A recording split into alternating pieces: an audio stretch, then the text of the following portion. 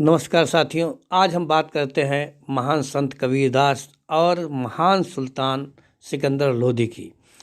तो इस कहानी में आप देखेंगे किस प्रकार से एक संत एक क्रूर शासक को बदल देता है। और एक कहावत है कि शीशा पत्थर से टकराया, तो आज आप जानेंगे किस प्रकार से एक पत्थर शीशा से टकराता है और पत्थर स्वयं ही चूर चूर हो जाता है। इस कहानी का ऐतिहासिक महत्व यह है कि ये 15वीं शताब्दी के भारत की कथा है, जहाँ पर कबीरदास और सिकंदर लोधी दोनों आमने सामने होते हैं। दोनों का वार्तालाप होता है, विचार विमर्श होता है, वाद विवाद होता है, और अंत में क्या निकलता है ये जानने के लिए आपको कहानी पूरी सुननी पड़ेगी। तो दिल्ली की गद्दी पर लोधी वंश का शासक सिकंदर लोधी बैठा था। वह बहुत ही शक्तिशाली, महत्वाकांक्षी और क्रूर एवं सख्त शासक था। दूसरी ओर बनारस, जिसे काशी भी कहा जाता है और वाराणसी भी कहा जाता है, वहाँ लहरतारा नाम का एक गांव था। उस जोलाहे दंपत्ति ने जिस संत को पाला था, जिनका नाम कबीरदास था, वो अपनी निर्गुण भक्ति और दोहों के लिए प्रसिद्ध थे। उनके दोहे समाज को बदलने के लिए लगातार प्रयास कर रहे थे। इन्हीं दोहों को बदौलत वो भारत भर में प्रसिद्ध हो चुके थे। साथियों, एक अनुमान लगाइए कि दिल्ली और बनारस के बीच में 1,000 किलोमीटर की दूरी थी। और उस समय कबीर की ख्याति, जब ना तो मीडिया था ना इंटरनेट था, केवल मौखिक रूप से ही विचार पहुंचते थे, तो किस प्रकार से बनारस से कबीर की बात दिल्ली तक पहुंच जाती है, और वो भी ऐसे शासक के पास जो अपनी क्रूरता और शक्ति के बल पर शासन कर रहा था। और बात कैसी थी, बिल्कुल विरोधाभास था कि जहाँ वो अपनी क्रूरता के लिए प्रसिद्ध था, वहीं कबीर प्रेम, करुणा और समानता का संदेश दे रहे थे। दोनों विरोधाभास एक दिन आमने सामने हो जाते हैं। किस प्रकार से होते हैं, इसे जानने के लिए आप जानें कि आखिर दोनों का काम क्या था।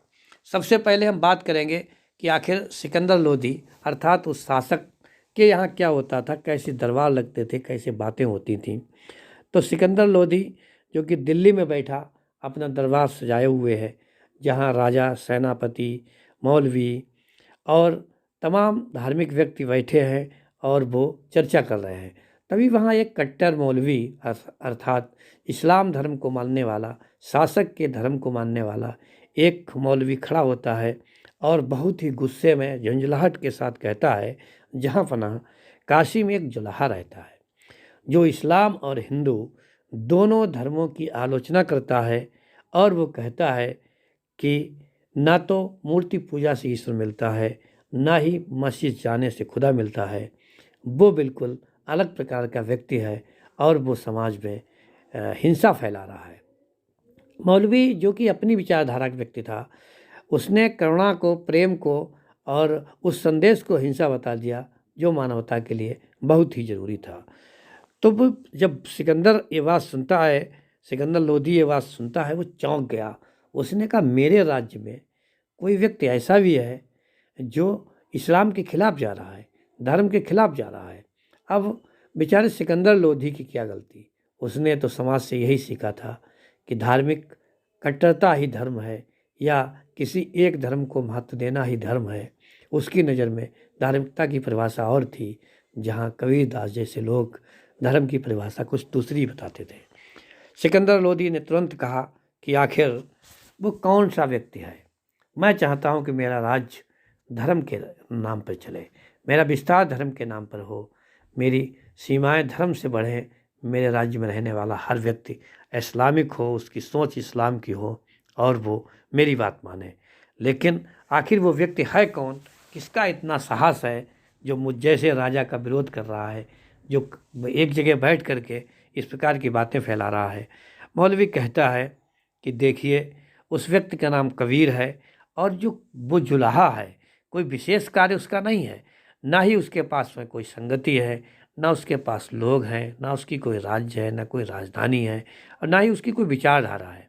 वो अपने कपड़े बुनता है और कपड़े बुनते ही वो गीत गाता है। उन गीतों से समाज में इस्लाम का विरोध हो रहा है, हिंदू धर्म का विरोध हो रहा है, यहाँ तक कि वो सभी धर्मों का विरोध करता है। बादशाह ने जब सुना कि एक अकेला व्यक्ति जिसके पास में कोई शक्ति नहीं है, कोई सामर्थ्य नहीं है, वो सारे धर्मों को विरोध कर रहा है, सारे धर्मों को गालियाँ दे रहा है। बादशाह तुरंत कहता है कि जाइए, अगर ये बात सत्य निकलती है तो मैं उसे सजाए मौत दूंगा, और अति शीघ्र जा कर के उसे पकड़ के लाइए। आखिर एक जुलाहे की औकात कि वो मेरे राज्य में मेरे से विरुद्ध जाए, धर्म की अवहेलना करना उसने कहाँ से सीखा है। अब कबीरदास जी बैठे हैं अपने वहीं जहाँ पर वो कपड़े बुनते हैं, बुनकरी का काम करते हैं। 4-6 लोग कबीर के समान ही, जो उनके शिष्य भी नहीं थे, केवल उनको सुनने वाले थे, वो बैठे हैं और कबीरदास मस्त आवाज़ में बता रहे हैं, समझा रहे हैं, सिखा रहे हैं। माला फेरत युग भया, फिरा न मन का फेर, कर का मन का छोड़ के, मन का मन का फेर। सारे लोग दोहे को दोहराते हैं, तालियां बजाते हैं। उसी समय तुरंत सिकंदर लोदी के भेजे हुए लोग आ जाते हैं। उन्होंने कबीर को पकड़ लिया और पकड़ के उनको बांध लिया। तो वहाँ पर जो 2-4 व्यक्ति थे जो कबीर के अनुयायी थे, शिष्य थे, उन्होंने इसका विरोध किया, लेकिन कबीर मुस्कुराने लगे और उन्होंने कहा जो होगा वो अच्छा ही होगा। कहाँ राजा के सैनिक, कहाँ निहत्थे लोग, कहाँ वो अबुझ लोग जो बेचारे नहीं जानते शासन सत्ता कैसे चलता है, क्रूरता क्या होती, प्रेम में नाचने वाले लोग, कहाँ राजा के क्रूर लोग। कबीर ने कहा आप लोग विरोध मत कीजिए, और मुस्कुराते हुए फिर बोले कि जो होगा वो अच्छा होगा। वहाँ से पकड़कर जबरदस्ती कबीर को घोड़े पे बैठा करके दिल्ली लाया गया। बहुत लंबा सफ़र था, 1000 किलोमीटर का। कबीर रास्ते भर हंसते रहे, मुस्कुराते रहे, और सैनिक ये समझते थे कि जब इस फ़कीर को बंदी बनाया जाएगा, जब इस संत को बंदी बनाएंगे, तो ये हो सकता है हमसे अपने प्राणों की भीख मांगे, हमसे माफ़ी मांगे, और ये संदेश बोल दे कि अब हम ऐसा नहीं करेंगे। उन्होंने बार बार कबीर को कुरेदा और कहा कि राजा के सामने जाने का अंजाम क्या हो सकता है, आपको पता नहीं। सैनिक खुद चाहते थे कबीर क्षमा याचना कर ले और वे सूचना दे दें कि कबीर बदल चुका है, अब वो फ़कीर, वो संत ऐसा कुछ नहीं करेगा जो राजा के खिलाफ हो। लेकिन कबीर ने ऐसा कुछ नहीं किया। उन्होंने रास्ते में जिक्र तक नहीं की, महसूस ही नहीं, वो उनके चेहरे पे कोई ऐसा भाव ही नहीं आया कि उन्हें बंदी बना कर ले जा रहा है। जैसे कोई संत अपनी यात्रा पे जाता है, किसी तीर्थ में जाता है, कहीं घूमने जाता है, कहीं पिकनिक मनाने जाता है, इस प्रकार से कबीर सौम्य और सरल भाव से सैनिकों के साथ हो लिए और चलते चले गए। अब सिकंदर का दरबार जब समय लगा, समय के बाद वे पहुँचे। अब कबीर को सिकंदर के दरबार में पेश किया गया। कबीर तो निश्चिंत थे, उनके चेहरे पर वही शांति थी, वही क्रांति थी, वही करुणा और प्रेम था जो कासिम हुआ करता था। कबीर को देखकर लगता नहीं था कि कबीर किसी शासक के सामने खड़े हैं, किसी क्रूर शासक, किसी मुगल शासक के सामने खड़े हैं। वो निश्चिंत थे, निर्भीक थे। तो पूछा सिकंदर लोदी ने कि क्या तुम इस्लाम और हिंदू दोनों धर्मों का अपमान करते हो? इतना सुनते ही कबीर बोले, मैं सत्य कहता हूँ, ईश्वर मंदिर और मस्जिद में नहीं, मन में है। इतने सुनकर के बादशाह को उम्मीद थी कि एक निरीह प्राणी, एक अकेला व्यक्ति जब मेरे सामने आएगा तो कांपता हुआ, हाथ जोड़ता हुआ, मेरे पैरों पर पड़ता हुआ उसे दिखाई पड़ेगा। लेकिन वो व्यक्ति कहता है मैं सत्य कहता हूँ। फिर उन्होंने दोहराया, ईश्वर ना तो मंदिर में है, ना मस्जिद में है, वो केवल मन में है। अब सिकंदर लोदी का क्रोध और भी अधिक बढ़ गया, क्योंकि बादशाह हमेशा अपने मन का जवाब सुनना चाहते हैं। बादशाह चाहते हैं कि इस दुनिया के लोग उसके हिसाब से बोले, उसके हिसाब से सोचें, उसके हिसाब से जीवन जिए। लेकिन कबीर में ऐसा था ही नहीं। उसका क्रोध भड़क गया, उसके मन में क्रोध की अग्नि जलने लगी। उसने कहा कि ये बताइए, तुम अल्लाह और ईश्वर दोनों को नकार दो, क्यों नकार रहे हो?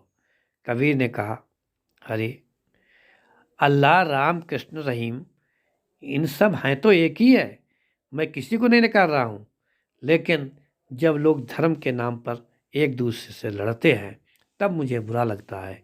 इसलिए मैं चाहता हूँ इस धर्म नाम की चीज़ को हटा दिया जाए, सिर्फ एक ईश्वर को माना जाए जो व्यक्ति के मन में रहता है। मैं क्या बुरा करता हूँ?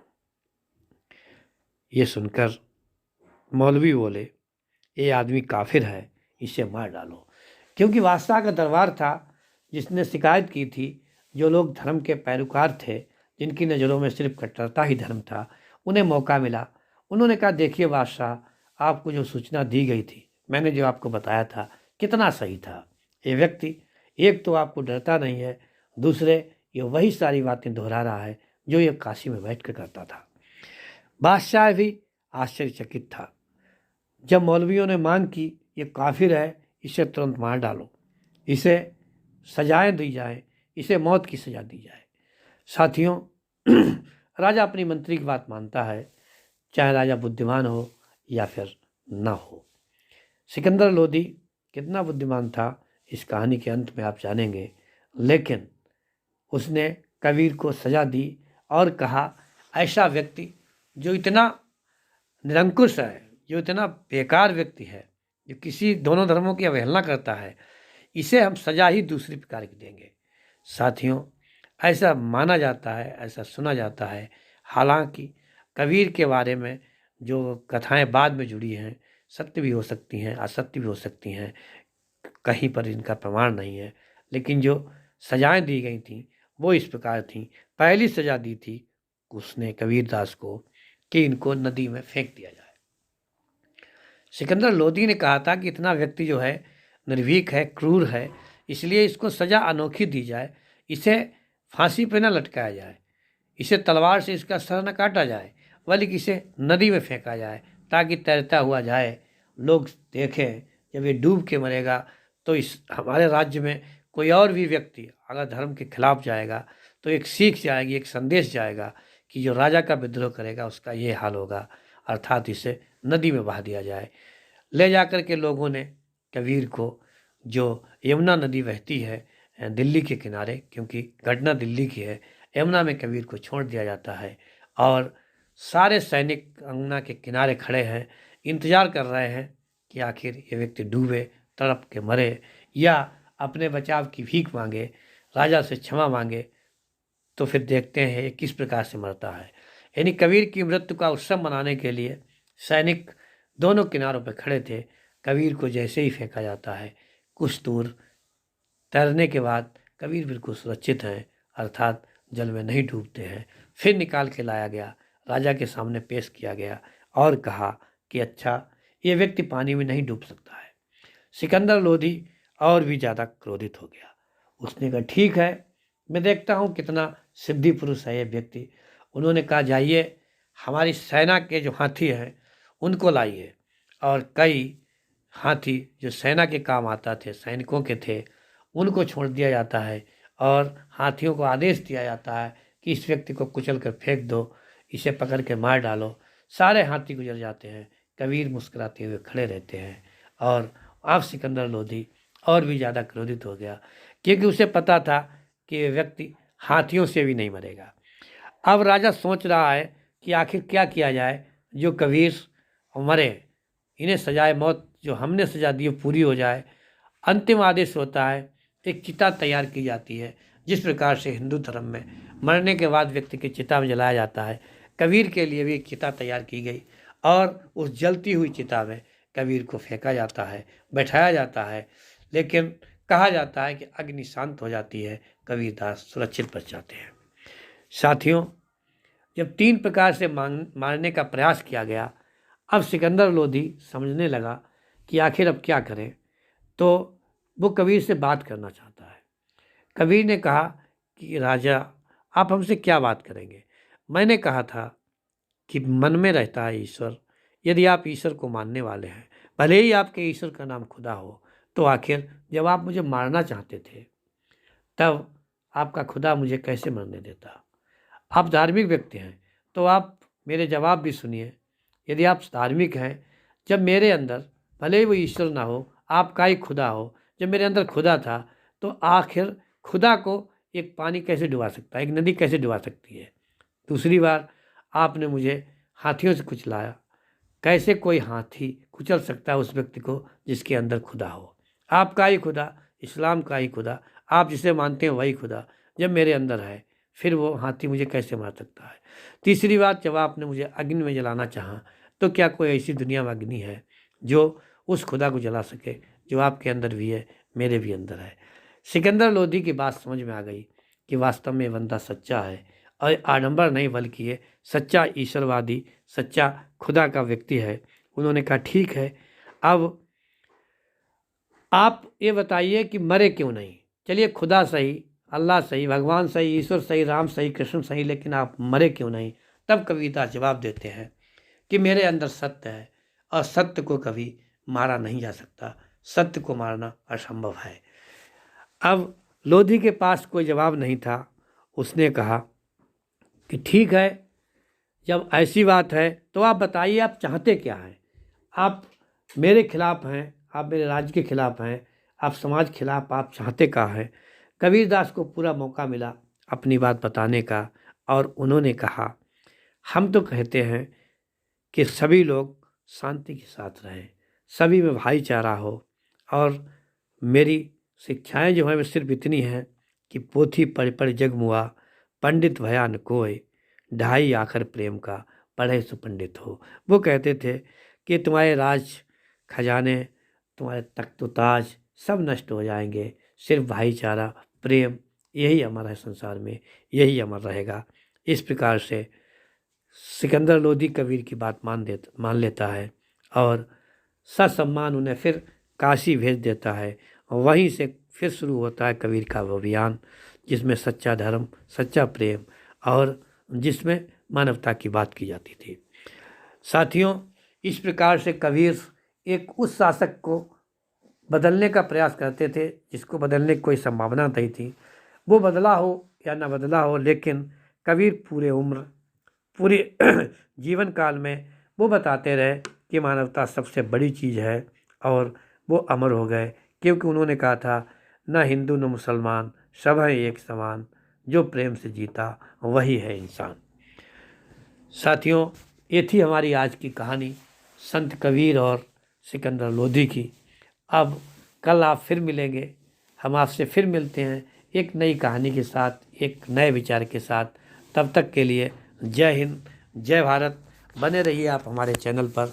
यदि आप नए हैं तो इसे सब्सक्राइब करें, यदि आप वीडियो को देखते हैं तो इसे लाइक करें, शेयर करें और उन मित्रों तक जरूर भेजें जिनके काम की सिद्ध हो सकती है। अभी तक आपने जो प्रेम सम्मान दिया उसके लिए बहुत बहुत धन्यवाद। जय हिंद, जय भारत।